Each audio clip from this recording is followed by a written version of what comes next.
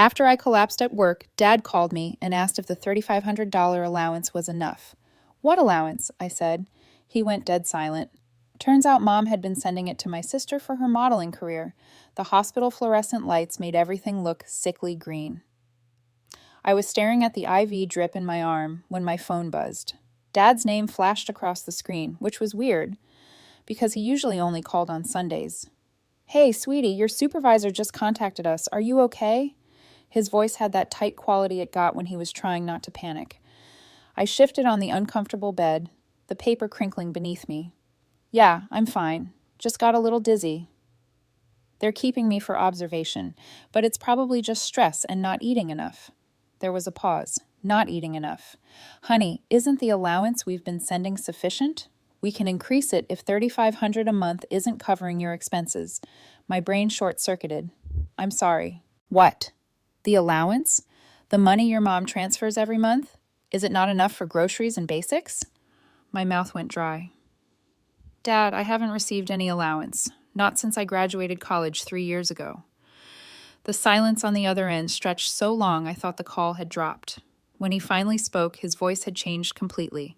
"Stay right there. I'm calling your mother." He hung up before I could respond.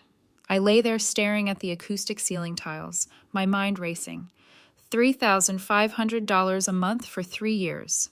That was $126,000. Money that was supposed to be helping me survive in one of the most expensive cities in America while I worked 60-hour weeks at a marketing firm that barely paid me enough to cover my shoebox apartment in Queens. The nurse came in to check my vitals. My blood pressure was still low, which is why I'd face planted in the conference room during a presentation to a major client. I'd been living on ramen, dollar pizza, and whatever free food I could scavenge from office events. I'd lost 15 pounds in 6 months and told myself it was just the stress of trying to make it in New York. My phone rang again. Mom, this time. "Cheyenne, there's been a misunderstanding." She started, "Where's my money?" I'd never spoken to my mother like that before. Growing up in our suburban Connecticut household, I was the good daughter, the responsible one, the one who got straight A's, went to a state school on scholarship to save the money, and never asked for anything. It's not that simple. Sloan needed Sloan. Of course, my younger sister, the golden child, who decided college wasn't for her because she wanted to be a model. "You've been giving my money to Sloan. She had expenses. The headshot, the portfolio, the comp cards, the travel, the castings. Do you know how expensive it is to break into modeling in Miami? And now she's finally getting somewhere. She booked a swimsuit campaign last month." I started laughing. It hurt my head, which was still pounding, but I couldn't stop. "I've been eating expired yogurt from the office fridge. I'm wearing the same 3 work outfits on rotation because I can't afford new clothes. I haven't been to a dentist in 2 years, but Sloan needed headshot." "You have a job," Mom said, and I could hear her getting defensive. Sloan was trying to build a career. She needed support. I was building a career too. I am building a career on $38,000 a year in New York City. Do you have any idea what that's like? You never said you were struggling because I didn't want to burden you because I was raised to be independent and not ask for handouts. Meanwhile, you were literally sending handouts to Sloan using money that Dad thought was going to me. There was a long pause. Your father didn't need to know the details of how I allocated our family resources. That's when it clicked. Dad doesn't know, does he? He thinks he's been supporting both his daughters equally. What did you tell him? She didn't answer, which was answer enough. "I have to go," I said. "I'm being discharged. Cheyenne, don't be dramatic." I hung up. A doctor came in shortly after and told me I was severely malnourished and anemic. She asked if I was food insecure. I had to explain that yes, technically I was food insecure, but it wasn't for lack of trying. She looked at me with such pity that I wanted to sink through the floor. Dad called back an hour later. "I'm driving down to the city. We need to talk in person." "Dad, you don't have to. I'm already on the road." He showed up at my apartment 4 hours later. I'd never been so embarrassed in my life. He stood in the doorway of my 400-square F-foot studio, taking in the mattress on the floor because I couldn't afford a bed frame, the mini fridge that barely worked, the paint peeling off the walls that my landlord refused to fix. "How long have you been living like this?" he asked quietly. "Since I moved here, I was sitting on my single folding chair, the only piece of furniture besides the mattress. It's fine, Dad. Lots of people start out this way in New York." He walked over to the fridge and opened it. 1 jar of peanut butter, a 4-gallon of milk, some questionable leftovers from the Chinese place down the street that I've been stretching across 3 meals. Your mother told me she's been transferring the money to your account every month, he said, still staring into the fridge. She showed me the bank statements. Regular transfers, never missed one. To whose account? He pulled out his phone and showed me. There it was, a joint account in my mother's and Sloane's names. Every month, like clockwork, $3,500 deposited. The account description read a support fund. I actually had to sit down on the floor. She created a fake account. She literally committed fraud to funnel money to Sloane. I don't think it's legally fraud, since it's my money and I'm her husband, but it's definitely something. He sat down next to me on the floor, which must have been hard on his knees. I'm so sorry, sweetheart. I should have verified. I should have checked in more. I just assumed. You assumed Mom was honest. I assumed a lot of things. He put his arm around me. Here's what's going to happen.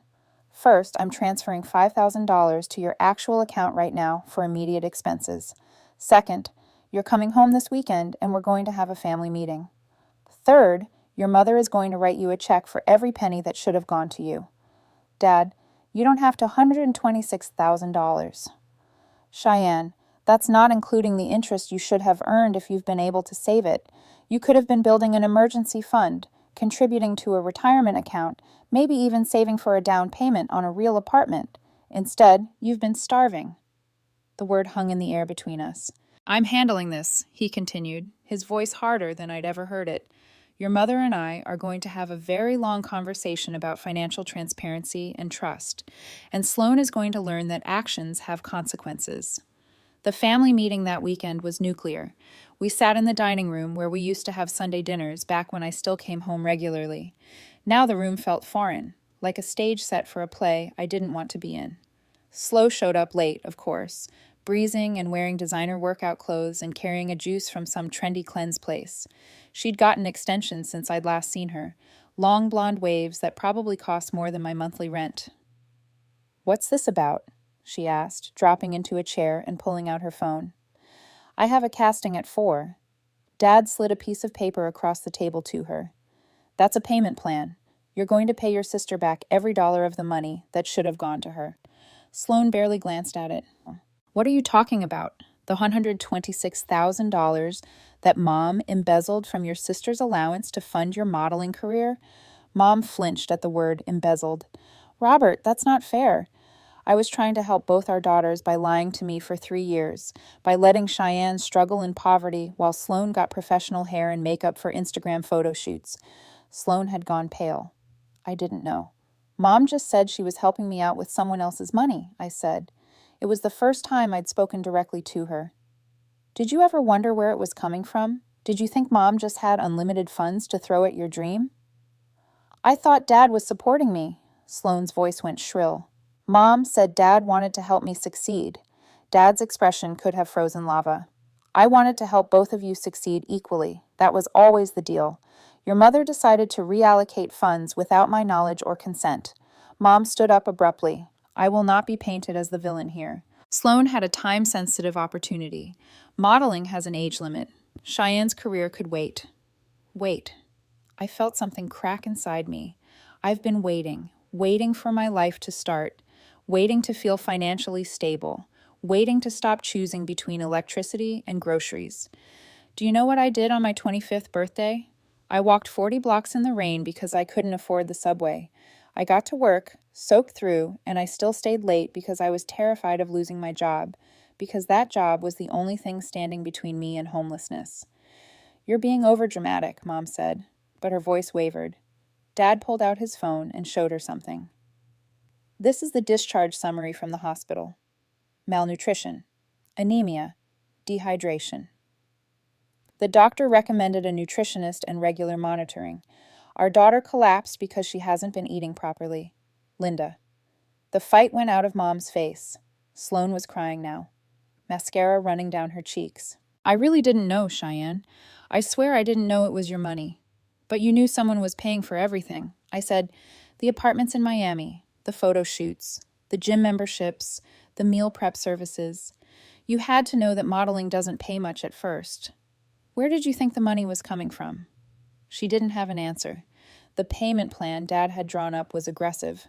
Sloan would pay me back $2,000 a month until the debt was cleared, which would take her just over 5 years, plus interest, calculated at a modest 3% annually. I can't afford that, Sloan protested.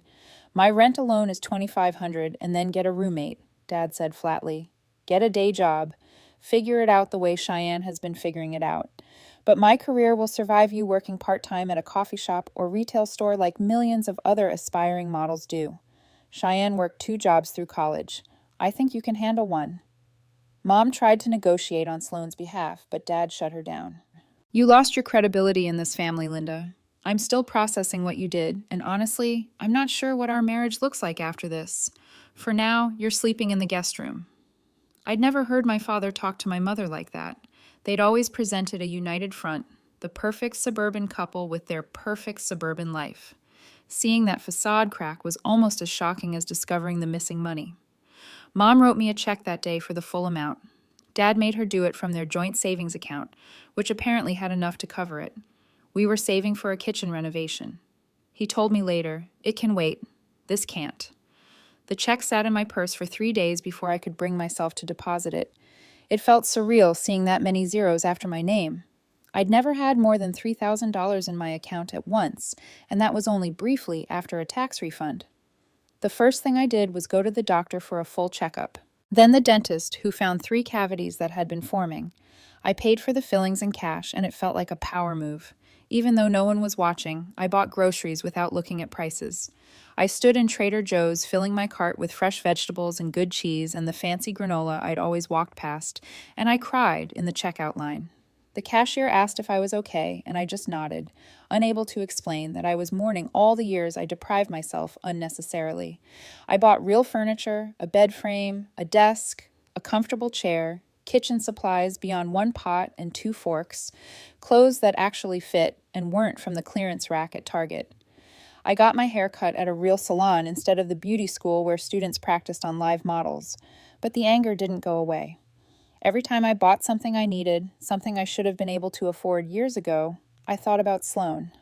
Sloan getting spray tans and eyelash extensions. Sloan at pool parties, with other aspiring models, drinking expensive cocktails. Sloan's Instagram, which I'd scrolled through late at night, full of beach photo shoots and sponsored content for teeth whitening kits. I thought about my mother, who'd looked me in the eye at every holiday dinner and asked how I was doing, knowing full well she was siphoning away money that could have changed my life, who'd listened to me talk about picking up freelance work on weekends and never once felt guilty enough to come clean. Work became my sanctuary after everything exploded. My colleagues didn't know the details, just that I'd had a health scare and was recovering. They were kind in that distant professional way New Yorkers do kindness, bringing me coffee, not scheduling early meetings, asking if I needed anything, without crying into why. My boss, Jennifer, called me into her office about a month after I'd returned. She was in her late 40s, sharp and efficient, the kind of woman who intimidated and inspired me in equal measure. "Close the door," she said, and my stomach dropped. Despite the raise, I still lived with the anxiety that I could lose everything at any moment. She gestured to the chair across from her desk. "I'm going to be direct. When you collapsed, it scared me. Made me realize I've been pushing you too hard without checking if you had the resources to sustain that pace." "I'm fine now," I said quickly. "It won't happen again. Let me finish." She leaned back. I did some asking around. "Found out what we're paying you. Cheyenne, you're one of our strongest performers, and we've been underpaying you significantly compared to industry standards." My heart started pounding. "I'm correcting that effective immediately. Your salary is now $85,000, and you're being promoted to senior account manager. You'll also get a signing bonus of $10,000 for the promotion, which should have happened 6 months ago." I sat there stunned, unable to form words. "Additionally," she continued, "I'm putting you on the fast track for associate director. Keep performing at this level, and you'll be there within 18 months. That's a 6FA figurer position with equity options." I don't know what to say, I managed. Say you'll stop trying to survive on willpower alone. Say you'll take your lunch breaks and use your vacation days. Say you'll treat yourself like the valuable employee you are, instead of someone who has to earn the right to exist." Her expression softened. "I had a daughter about your age. If she'd been suffering the way you were, I'd want someone to look out for her." I left her office and went to the bathroom to cry. Not sad tears this time, but something else. Relief, maybe, or the strange feeling of being seen after years of invisibility. The first payment from Sloan was late. Dad called to tell me. She says the casting she booked didn't pay as much as expected, and she needed to cover her rent. So, she's already defaulting. I'm handling it. I'll cover this month, but I told her if she's late again, there will be additional consequences. Dad, you can't keep bailing her out. That's how we got here. He sighed heavily. I know, old habits. I'll do better. But he covered the second month too, when Sloan claimed her agency had delayed payment, and the third month when she said she'd had to pay for emergency dental work. I confronted him about it. You're letting her off the hook. I'm not. She's my daughter too, Cheyenne. I'm trying to balance. There is no balance, Dad. There's accountability, or there isn't. She's a 24-year-old adult. If her modeling career isn't supporting her lifestyle, she needs to change her lifestyle.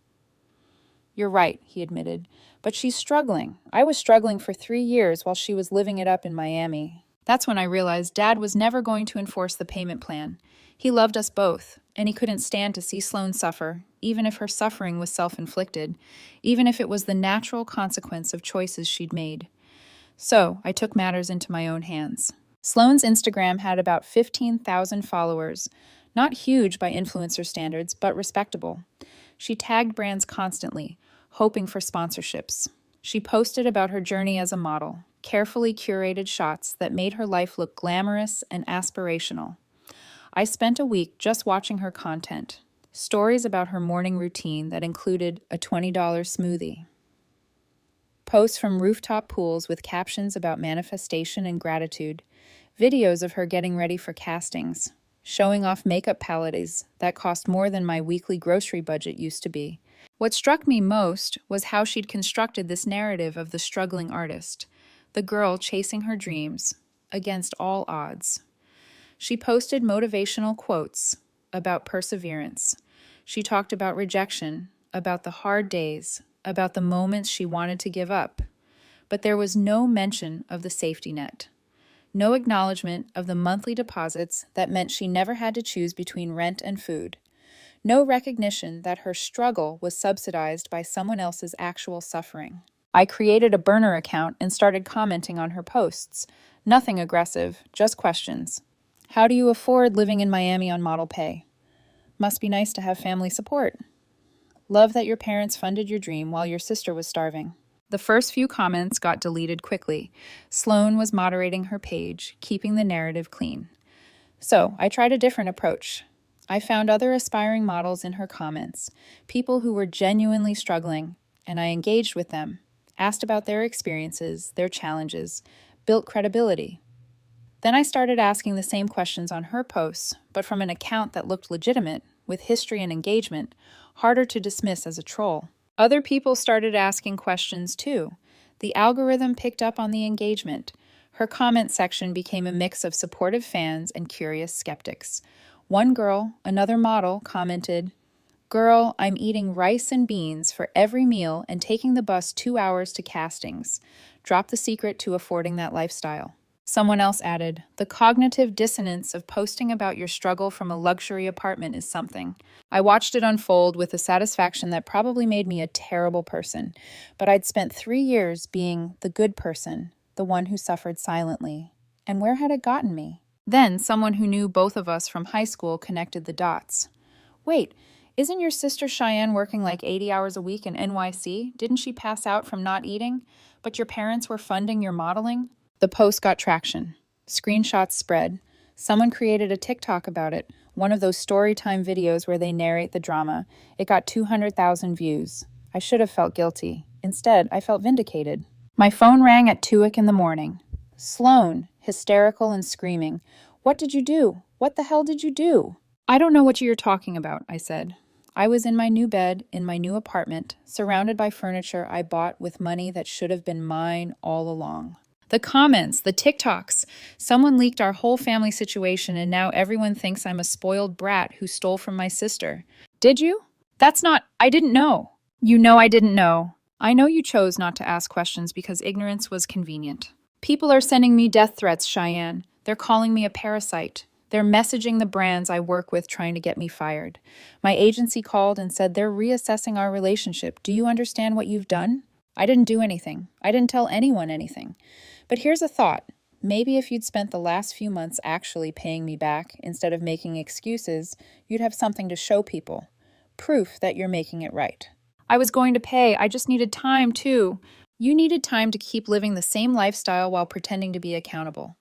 You wanted the appearance of making amends without the actual sacrifice. She was crying now. Those desperate, hiccuping sobs. Please, please, just post something. Tell people it's not as bad as it sounds.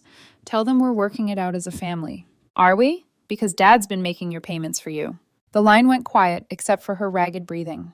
You didn't know I knew that, did you? I continued. He told me he was holding you accountable, but he couldn't stand to see you struggle, so he's been covering for you, just like Mom did. And you've been letting him. What do you want from me? Her voice was small now, defeated. I want you to get a real job. I want you to move somewhere you can actually afford. I want you to understand what it's like to check your bank account before buying coffee, to meal prep rice and beans for a week, to lie awake at night doing math about whether you can afford to turn on the heat. I want you to live the way I lived. You want me to suffer? I want you to grow up. I hung up before she could respond. The fallout was immediate and brutal. Sloane's Instagram comments became a war zone. Some people defended her, saying everyone made mistakes, that she was just a kid who'd been misled by her mother. Others were merciless, digging up old posts and pointing out every luxury she'd taken for granted. One user created a comparison post, screenshots of Sloane's designer clothes and expensive brunches next to a calculation of what I'd been living on. While she was paying $40 for avocado toast, her sister was eating expired food from the office fridge. While she was getting $200 hair treatments, her sister was fainting from malnutrition. Make it make sense. It went viral. Really viral. Millions of views. Thousands of shares. News outlets picked it up as a story about privilege and family betrayal. A local news station in Connecticut somehow found out about the hospital incident and ran a piece. Local woman collapses from malnutrition while sister lives lavishly on stolen allowance. They interviewed people from my high school. Former teachers who remembered me as hardworking and responsible. Remembered Sloane as the pretty one who always got what she wanted. Mom called me furious. Are you happy now? Are you satisfied? Your sister's life is falling apart like mine did. This is different. She's getting attacked by strangers on the internet. People are threatening her. And I was starving. Literally starving. But that was fine because it was happening quietly. I raised you better than this vindictive cruelty. I laughed, sharp and bitter. You raised me to be a doormat, to smile and accept whatever scraps I was given, to never make waves or demand better. Well, I'm done with that version of myself. She's your sister, and I was your daughter. Did that matter when you were stealing from me? She didn't have an answer for that. Sloane posted an apology video 2 days after the TikTok exploded. She was makeup-free, sitting on what looked like her bed, eyes red from crying. It was very carefully worded, obviously coached by someone who understood crisis management. I want to address the situation with my sister, she began, her voice shaking. First, I want to say that I take full responsibility for my actions, even though I didn't fully understand the situation at the time. I was incredibly privileged, and I didn't ask the questions I should have asked about where the money was coming from. She paused, wiping her eyes. My mother told me that our dad wanted to support my modeling career, and I believed her without verifying. That was naive and selfish. While I was pursuing my dreams, my sister was struggling in ways I can't even imagine, and I benefited from money that should have gone to her.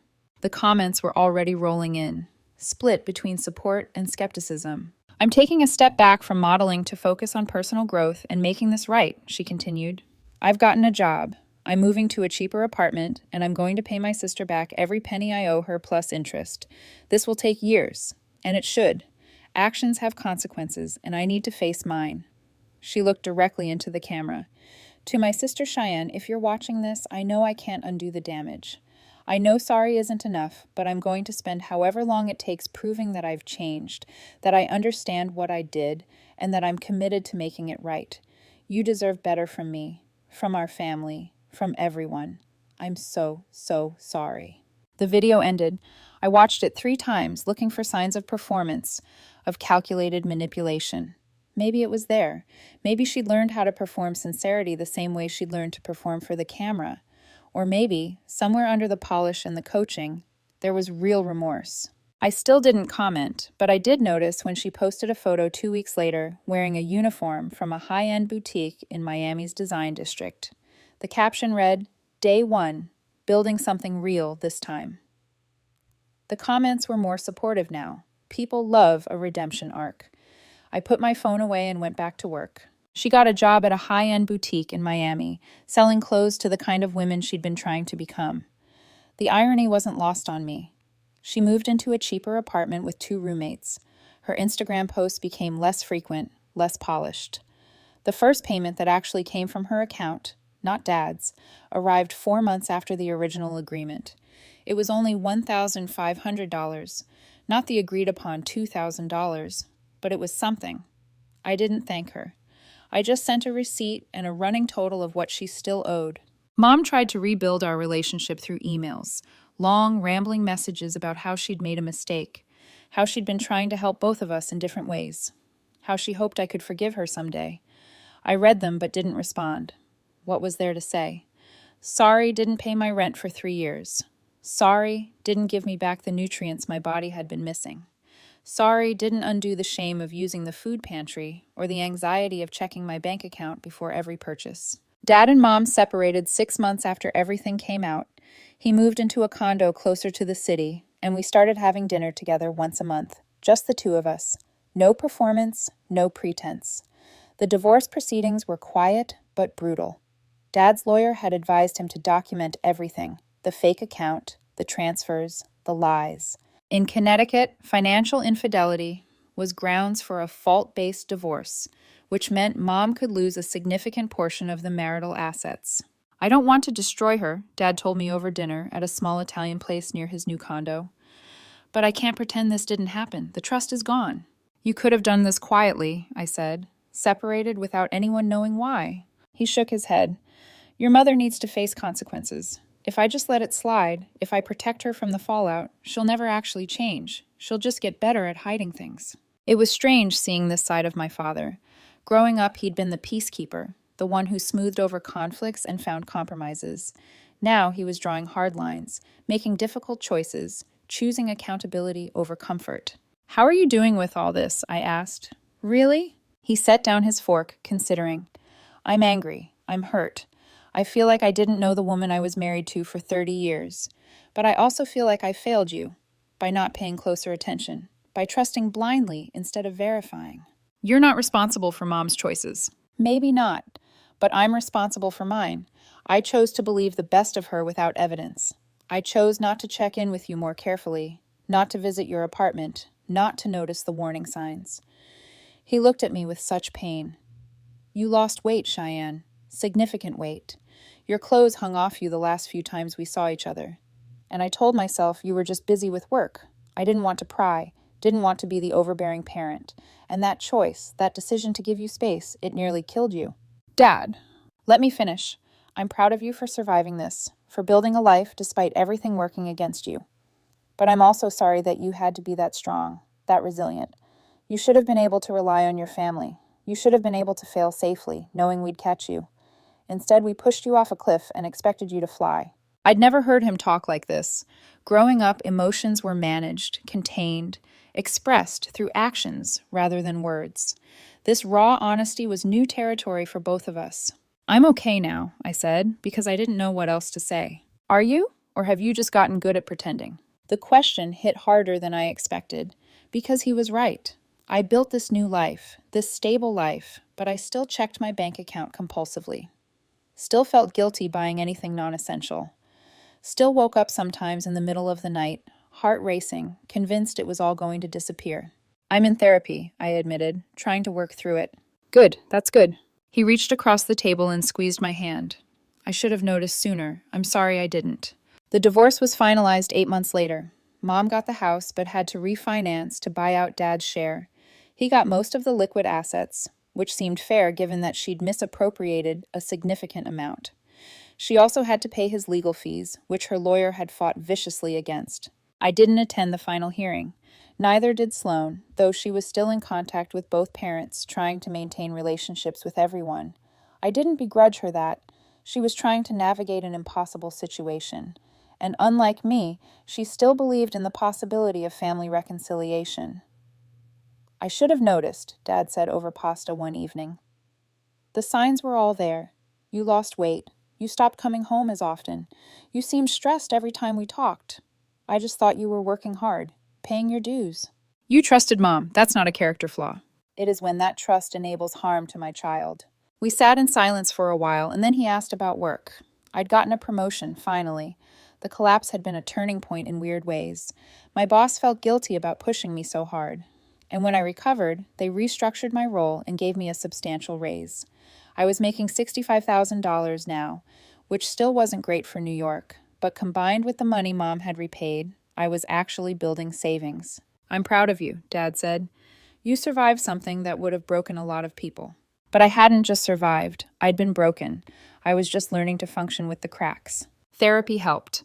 I found a sliding scale clinic and started processing the betrayal, the anger, the complicated grief of losing the family I thought I had. My therapist asked if I wanted to work toward forgiveness. "Maybe someday," I told her, "but not today." Sloane sent me a Christmas card the first year after everything happened. It had a generic winter scene on the front and a handwritten note inside. "I know I can't undo what happened, but I'm trying to be better. I hope you can see that." I put it in a drawer and didn't respond. The second year, she sent another card with a longer note. She'd been promoted to assistant manager at the boutique.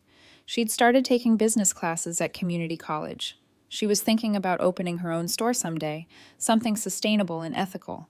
She included a check for $3,000, extra beyond her regular payments. I deposited the check but still didn't respond.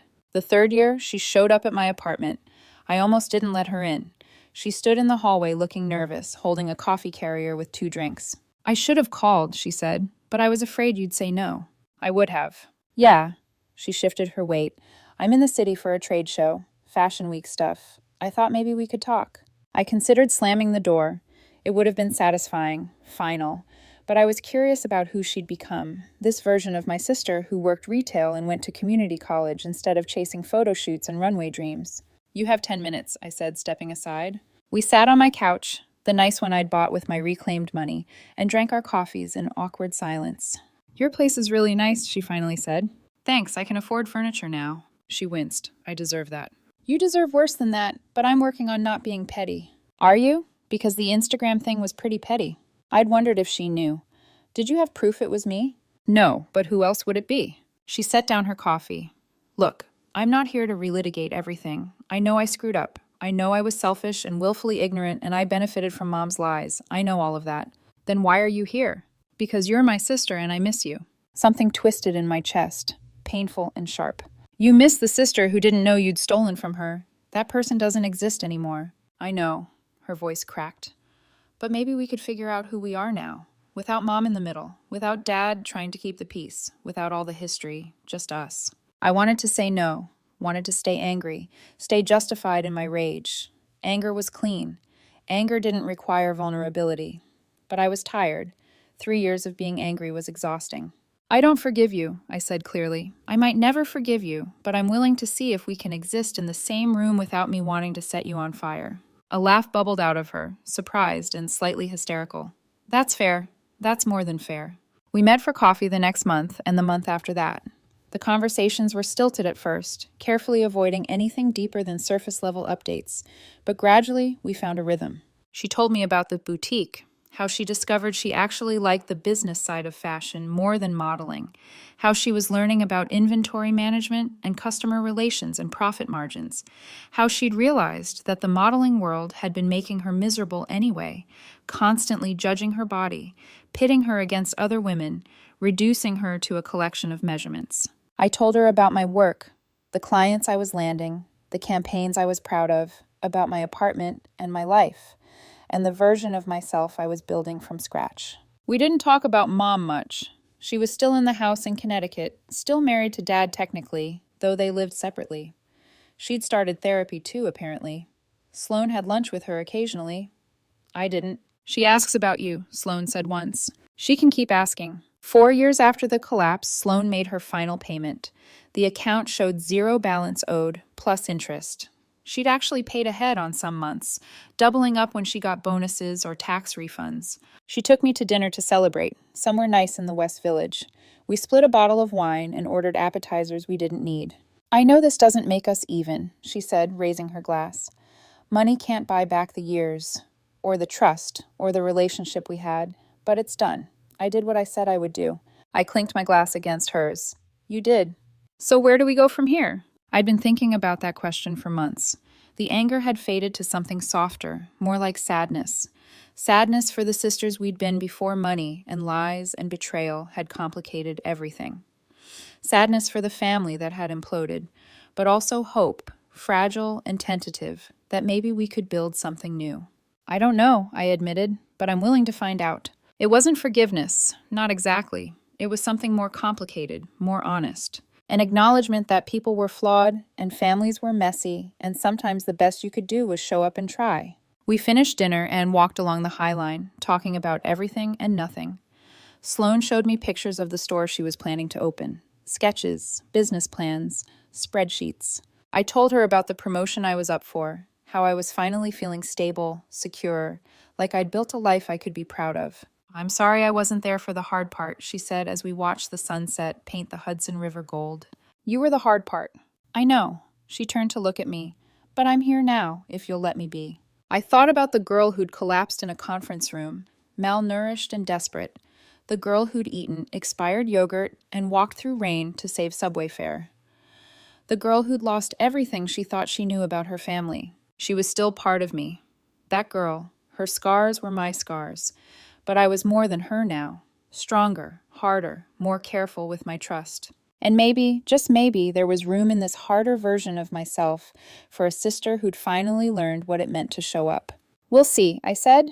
It wasn't a yes, but it wasn't a no either. It was a beginning, which was more than I thought possible.